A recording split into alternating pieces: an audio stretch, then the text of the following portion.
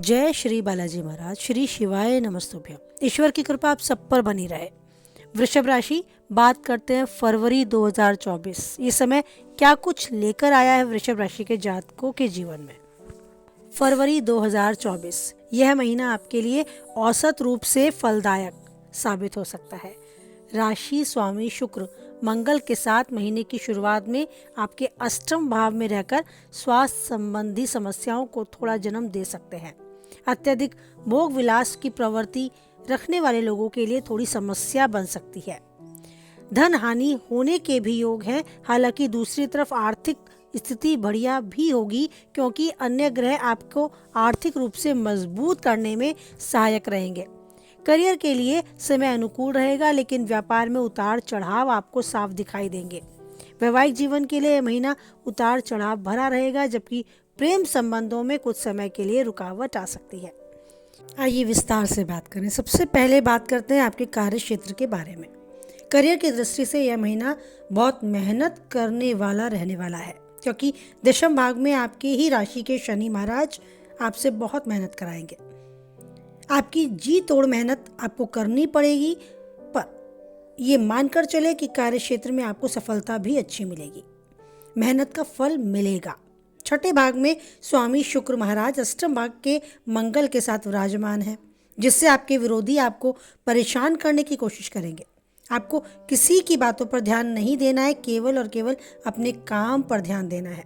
लगभग 12 फरवरी को शुक्र मकर राशि में आपके 9वें भाग में चले जाएंगे और तब आपके लिए अच्छे संयोग बनेंगे। नौकरी में आपकी स्थिति भी अनुकूल रहेगी और आपका काम आपके वरिष्ठ अधिकारियों की दृष्टि में आएगा। व्यापार करने वाले जातकों के लिए ये महीना उतार चढ़ाव भरा रह सकता है। महीने की शुरुआत में सप्तम भाग के स्वामी मंगल अष्टम भाग में रहेंगे, जिससे व्यवसायिक साझेदारी में भी कुछ समस्याएं पैदा हो सकती हैं। लेकिन 5 तारीख को मंगल नवम भाग में चले जाएंगे, जिससे आपको व्यावसायिक यात्राओं में भी सफलता मिलेगी और यात्राओं के योग भी प्रबल रहेंगे। लंबी लंबी यात्राओं में आपके व्यवसाय में भी वृद्धि के संयोग हैं। इन दिनों यात्रा पूरी तरीके से तैयारी के साथ करें। आपके संपर्क में अच्छे लोग होंगे। आपकी कर्मठता और आप अपने कार्य के प्रति लगाव आपको अपने व्यापार में उन्नति देगा। कुछ विशेष व्यक्तियों का सहयोग भी आपको व्यापार में उन्नति की ओर ले जाने में सहायक रहेगा।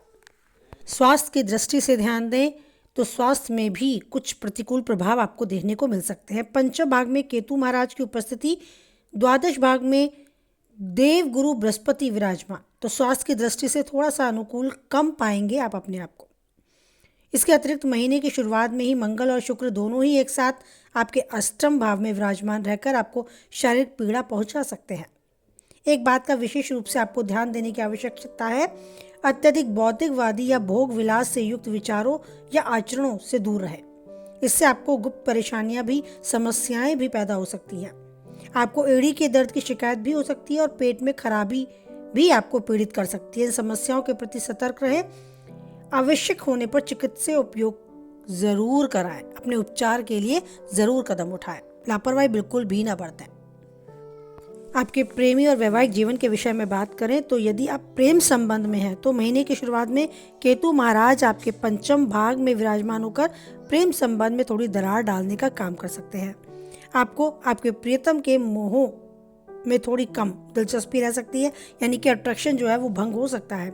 एक दूसरे के प्रति शक की भावना भी पैदा हो सकती है। लग सकता है कि एक दूसरे से कोई बात छुपा रहे हैं या बीच में थोड़ी सी दूरी भी पैदा हो सकती है। गलत फहमियां तक खड़ी हो सकती हैं। इसे समय रहते दूर कर ले, नहीं तो आपका रिश्ता खतरे में भी आ सकता है। विवाहित जातकों के लिए वैवाहिक जीवन में भी उतार चढ़ाव देखने को मिल सकता है। सप्तम भाग में स्वामी मंगल महाराज अष्टम भाग के शुक्र के साथ युक्त होकर आपके विवाह संबंध में भी थोड़ी सी खटास पैदा कर सकते हैं, जिसकी वजह से आपको बाद में परेशानी भी झेलनी पड़ सकती है। इन सब चीज़ों से बाहर निकलने की कोशिश करें। 5 तारीख को मंगल आपके नवम भाग में आ जाएंगे, तब स्थिति कुछ हद तक सुधरने में आएगी। आप एक समय निकालकर अपने जीवन साथी के साथ घूमने भी जा सकते हैं। आपके बीच रोमांस भी बढ़ेगा। एक दूसरे के प्रति गलतफहमियां भी दूर होंगी। इससे आपके रिश्तों में कई नई ऊर्जा का विकास होगा। एक कह सकते हैं एक नई ऑक्सीजन मिलेगी। आपका रिश्ता फिर से खिलखिला उठेगा, लेकिन शुरुआत आपको करनी होगी। रिश्तों को संभालने की जिम्मेदारी आपको लेनी होगी। तो बीच में आ रही दरार या गलतफहमियों का शिकार ना बने, उन्हें निपटाने के लिए यथासंभव प्रयास करें, पीछे ना हटें। ये था फरवरी माह में वृष राशि से जुड़े जातकों के लिए कुछ खास। अगर मानसिक रूप से आप तनावग्रस्त हैं और किसी भी परेशानी से आपके कदम रुक जाते हैं उन्नति की ओर जाते हुए, या रिश्तों में मधुरता लाते हुए, या कहीं भी आपको सकारात्मक ऊर्जा का आवरण कम दिखता है, तो कुछ उपाय आप अपने लिए कर सकते हैं, जैसे कि छोटी कन्याओं के चरण छुएं, उनसे आशीर्वाद लें, दूध चावल से बनी खीर माता को भोग लगाएं, या फिर मंगलवार के दिन लाल अनार का पेड़ लगाएं, यानी वृक्षारोपण जरूर करें। ऐसा करने से आपको बहुत रिलीफ मिलेगा और जीवन में आपकी मार्ग खुलते चले जाएंगे, उन्नति की ओर आप अग्रसर होते चले जाएंगे। अगर कहीं आप रुकावट पाते हैं अपने जीवन में धूप छांव उतार चढ़ाव जरूर आते हैं, इनका सामना करें, इन्हें चुनौती समझ के एक्सेप्ट करें और जीवन में ईश्वर पर विश्वास रखते हुए आगे बढ़े। न टूटने दे इस विश्वास को, क्योंकि जाने कोई हो या ना हो, ईश्वर होते हैं हमेशा हमारे साथ, तो बनाए रखे उन पर अटूट विश्वास। बोले जय बालाजी महाराज, जय माता दी।